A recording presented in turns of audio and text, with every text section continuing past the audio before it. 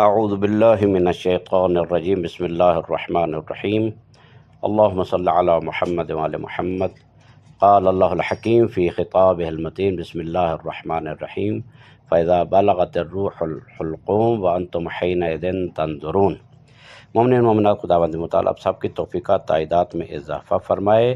ہر ایک انسان نے اس دنیا سے جانا ہے، تو خدا ذوالجلال قرآن مجید میں ارشاد فرما رہا ہے فَإِذَا بَلَغَتِ الرُّوحُ الْحُلْقُومَ، پس جب روح حلقوم تک پہنچے گی فَأَنْتُمْ حِينَئِذٍ تَنظُرُونَ، تم پھر ادھر ادھر دیکھو گے، پھر کوئی چارہ نہیں ہوگا۔ آپ کی خدمت میں چند ایک احکام محتضر وہ شخص ہوتا ہے کہ جس کی جان کنی کا وقت ہو، روح نکلنے کا وقت ہو، تو محتضر کے احکام اور مرنے کے بعد کے چند احکام آپ کی خدمت میں حاضر ہیں۔ البتہ مراجع کے مختلف فتاوی ہوتے ہیں، لیکن اس میں اتنا کوئی فرق نہیں ہے، تقریباً ایک جیسے ہیں۔ رہبر معظم کے فتاوی کے مطابق آپ کی خدمت میں عرض کرنے کی سعادت حاصل کر رہا ہوں۔ محتضر کے احکام یعنی جان کنی کے وقت کے احکام۔ جب کوئی مسلمان مرد، عورت، بڑا یا چھوٹا جان کنی کے عالم میں ہو تو اسے اس طرح لیٹانا چاہیے کہ اس کے پاؤں قبلہ کی طرف ہوں۔ یعنی کیا مطلب؟ یعنی پشت کے بل اس انداز میں اس کو لٹایا جائے کہ چہرہ قبلہ کی طرف ہو جائے۔ اگر مکمل اس طرح لٹانا ممکن نہ ہو تو جتنا ممکن ہو احتیاط واجب کی بنا پر قبلہ رخ لٹانا چاہیے۔ اگر بالکل ممکن نہ ہو تو احتیاطاً اسے بٹھا کر قبلہ رخ کرے، اور اگر یہ بھی ممکن نہ ہو تو پھر احتیاطاً اس کو دائیں یا بائیں کروٹ قبلہ رخ لٹایا جائے۔ احتیاط واجب یہ ہے کہ جب تک اسے اس جگہ سے نہ ہٹایا جائے جہاں وہ جان کنی میں ہے، تب تک اسے قبلہ رخ رکھنا ضروری ہے، لیکن جب اسے حرکت دے دی جائے تو یہ واجب نہیں رہتا۔ محتضر کو قبلہ رخ کرنا ہر مسلمان پر واجب ہے، اس کے ولی یا سرپرست سے اجازت لینا ضروری نہیں ہے۔ مستحب یہ ہے کہ محتضر کو اس طرح تلقین کی جائے کہ وہ سمجھے کلمہ شہادتین اشہد ان لا الہ الا اللہ وحدہ لا شریک لہ واشہد ان محمدا عبدہ ورسولہ واشہد ان علی امیر المؤمنین والحسن والحسین۔ اسی طرح تمام ائمہ طاہرین علیہ السلام کی ولایت کا اقرار اسے کرایا جائے اور دیگر سچے عقائد کی یاد دہانی کرائی جائے۔ مثلاً اسے کہا جائے کہ تو اسے پوچھا جائے گا تو تجھے وہاں جواب کیا دینا ہوگا؟ اللہ ربی، کعبۃ قبلتی، قرآن میری کتاب ہے، محمد مصطفیٰ میرے نبی ہیں، ائمہ اطہار 14 معصومین علیہ السلام ہمارے رہبران برحق ہے۔ اسی طرح یاد دہانی کرایا جائے، اور بہتر یہ ہے کہ یہ کلمات بار بار دہرائے جائیں جب تک وہ دنیا سے نہ چلا جائے۔ جب اس کی روح پرواز کر جائے تو اس وقت یہ کلمات بند کر دیے جائیں۔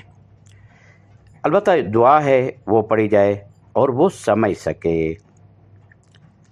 اللہم اغفر لی الکثیر من معاصیک واقبل من الیسیر من طاعتک یا من یقبل الیسیر ویعفو عن الکثیر، اقبل من الیسیر واعفو عن الکثیر انک انت العفو الغفور، اللہم ارحمنی فانک رحیم۔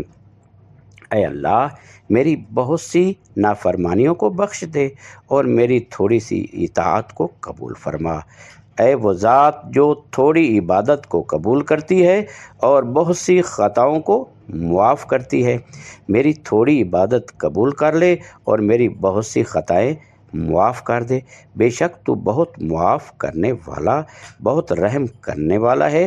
اے اللہ مجھ پر رحم فرما کیونکہ تو رحم کرنے والا ہے۔ مستحب ہے کہ اگر محتضر کو تکلیف نہ ہو تو اسے اس جگہ لے جائیں جہاں وہ نماز پڑھا کرتا تھا۔ نماز یعنی بہتر ہے کہ نماز مستحبی گھر میں پڑھی جائے اور واجب جو ہے وہ مسجد میں پڑھی جائے۔ لیکن اگر واجب بھی گھر میں پڑھتا تھا، مستحب بھی، تو جہاں وہ نماز پڑھتا تھا وہاں اس کو منتقل کیا جائے تاکہ اس کی جان کنی میں آسانی ہو جائے۔ تو یہاں سے پتہ چلتا ہے کہ نماز کے کتنے فوائد ہیں، اور خصوصاً نماز مستحب جو ہے، واجب تو ہر ایک نے ادا کرنی ہوتی ہے، اس پر واجب ہے ورنہ عذاب ہوگا، لیکن مستحب نماز میں افضل ترین نماز نماز شب ہے، نماز تہجد ہے۔ انسان کو چاہیے کہ نماز تہجد کو اپنا شیوا بنائے، اور کم از کم اگر زیادہ نہیں کر سکتا تو 2 رکعت نماز شب جو ہے وہ نماز صبح کی طرح اس کو پڑھا جائے۔ اور اس میں یہ بھی ہے کہ اگر انسان رات زیادہ جاگ نہیں سکتا تو نماز عشاء کے بعد جب بھی پڑھنا چاہے اس کے لیے اجازت ہے، اتنی اللہ نے رخصت بھی دی ہے۔ اور واحد نماز جو مستحب ہے اور اس کی قضا ہے وہ نماز شب ہے، کہ اگر انسان نہیں پڑھ سکتا، سورج طلوع ہو جاتا ہے یا اذان فجر کا ٹائم ہو جاتا ہے، تو پھر اس کی قضا بھی کی جا سکتی ہے۔ بہت زیادہ فوائد ہیں دنیا میں اور آخرت میں نماز کے۔ نماز ہمیں نہیں بھولنی چاہیے۔ اولو ما یسأل عنہ العبد، جو جس چیز کے بارے میں عبد سے، بندے سے پوچھا جائے گا وہ صلاۃ ہے، نماز ہے۔ وَإِن قُبِلَتْ قُبِلَ مَا سِوَاهَا وَإِن رُدَّتْ رُدَّ مَا سِوَاهَا، اگر یہ قبول ہو گئی تو تمام عمل قبول، اور اگر نماز رد ہو گئی، ٹھکرا دی گئی، تو تمام عمل جو ہے وہ ٹھکرا دیے جائیں گے۔ خداوند متعال ہمیں سب کو نماز پڑھنے کی توفیق عطا فرمائے، اور واقعی اور حقیقی نماز وہی ہوتی ہے کہ جس میں اللہ کی طرف زیادہ رجوع اور دھیان ہو۔ مستحب ہے کہ اس کے پاس قرآن کی چند صورتیں اس کی روح کو تسکین دینے کے لیے پڑھی جائیں، تلاوت کی جائے، جن میں سورہ یاسین ہے، سورہ صافات ہے، سورہ احزاب ہے، آیت الکرسی ہے، سورہ اعراف کی آیت نمبر 54 سورہ بقرہ کی آخری 3 آیات، بلکہ جو کچھ قرآن سے ممکن ہو وہ پڑھا جائے، باعث برکت ہوتا ہے میت کے لیے۔ کچھ امور جو ہیں وہ میت کے لیے مکروہ ہیں، تو محتضر کو اکیلا چھوڑ دینا، جب اس کی جان کنی کا وقت ہو تو اس کو اکیلا نہیں چھوڑنا چاہیے۔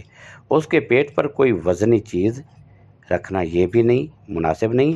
جنابت یا حیض کی حالت میں کسی کا اس کے قریب ہونا، زیادہ باتیں کرنا یا شور کرنا، اس کے پاس عورتوں کو تنہا چھوڑ دینا، زیادہ رونا اور چیخنا چلانا، یہ مکروہ ہیں۔ مرنے کے بعد، موت کے بعد کے احکام، جب کسی کا انتقال ہو جائے تو چند امور مستحب ہیں۔ میت کا منہ بند کر دیا جائے تاکہ کھلا نہ رہے، آنکھیں اور ٹھوڑی باندھ دی جائے۔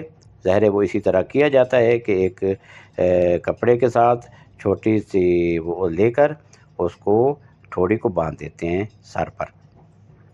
ہاتھ پاؤں سیدھے کر دیے جائیں، میت پر کوئی چادر یا کپڑا ڈال دیا جائے۔ اگر رات کو انتقال ہو میت کا تو اس جگہ چراغ روشن رکھا جائے، جنازے میں مومنین کو اطلاع دی جائے تاکہ وہ شریک ہوں، اور جتنے مومنین زیادہ شریک ہوں گے جنازے میں وہاں ثواب میت کو زیادہ ہوگا۔ نماز باجماعت جو واجب نمازیں، ان میں پہلی صفوں میں مستحب ہے کہ دائیں طرف کھڑے ہوں، لیکن جو ہے اس نماز جنازہ میں جتنی زیادہ صفیں ہوں گی اتنا ثواب زیادہ ہوگا، اور جتنے زیادہ مومنین شریک ہوں گے اس کے لیے دعائے مغفرت کریں گے۔ دفن میں جلدی کی جائے، یہ مستحب ہے۔ البتہ اگر بعض فوت ہونے والے ایسے ہوتے ہیں کہ جن کی موت مشکوک ہوتی ہے، تو جب تک اس کی موت کا یقین نہ ہو جائے تو اس وقت تک اس کو دفن نہ کیا جائے، تو اس میں تاخیر کی جائے۔ اور اگر کوئی ایسی عورت ہے، حاملہ ہے، اور بچہ اس کے شکم میں ہے، پیٹ میں ہے، تو اس کی تدفین کو مؤخر کیا جائے۔ اگر بچہ زندہ ہے تو اس کا بایاں پہلو چاک کر کے بچہ نکالا جائے، پھر اس پہلو کو سی دیا جائے۔ تو یہ احکام ہیں بعض جو آپ کی خدمت میں عرض کیے ہیں۔ اکثر مومنین مومنات اس کے بارے میں سوال کرتے ہیں، تو یہ ضروری ہے انسان ان کو سیکھے، انسان کو پتہ ہونا چاہیے۔ البتہ بعض لوگ ڈرتے ہیں کہ ہے جان کنی کے احکام ہم کیسے سنیں؟ تو بالآخر اس ہر ایک نے مرنا تو ہے، جان تو دینا ہے، اور یہ بعض امور جو ہیں اوپر والوں کے لیے لازم اور واجب ہوتے ہیں، بعض مستحب ہیں، بعض مکروہ ہیں، تو اس بارے میں انسان کو علم ہونا چاہیے۔ فقہی احکام سے آگاہی ہمارے ائمہ اطہار علیہ السلام کی توجہ کا مرکز رہی ہے، اور ائمہ نے تاکید کی ہے، خصوصاً امام جعفر صادق علیہ السلام، آج جن کا روز شہادت ہے، 15 شوال المکرم ہے، امام علیہ السلام نے بہت زیادہ تاکید کی کہ فقہ کے احکام کو سیکھو، مہذب بنو، ورنہ نہ دنیا میں چارہ ہوگا نہ آخرت میں۔ لہذا احکام سے آگاہی ہمارا اولین فریضہ ہے، ہم ان کو حاصل کریں۔ وصلی اللہ علی محمد وآلہ الطیبین الطاہرین المعصومین۔